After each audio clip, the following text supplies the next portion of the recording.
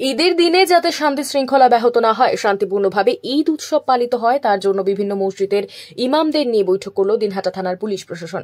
দিনহাটা থানার উদ্যোগে মঙ্গলবার কনফারেন্স রুমে এই বৈঠক অনুষ্ঠিত হয়। বৈঠকে উপস্থিত ছিলেন পুলিশের এসডিপিও ধীমান মিত্র, আইসি জয়দীপ মোদক ছাড়াও অন্যান্য পুলিশ আধিকারিকরা। আগামী 13ই মার্চ ঈদ উৎসব।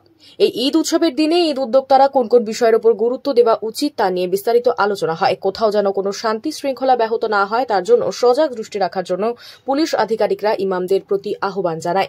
এই দিনের এই সভায় দিনহাটা শহর সহ দিনহাটা থানা এলাকায় বিভিন্ন মসজিদের ইমামরা অংশগ্রহণ করেন।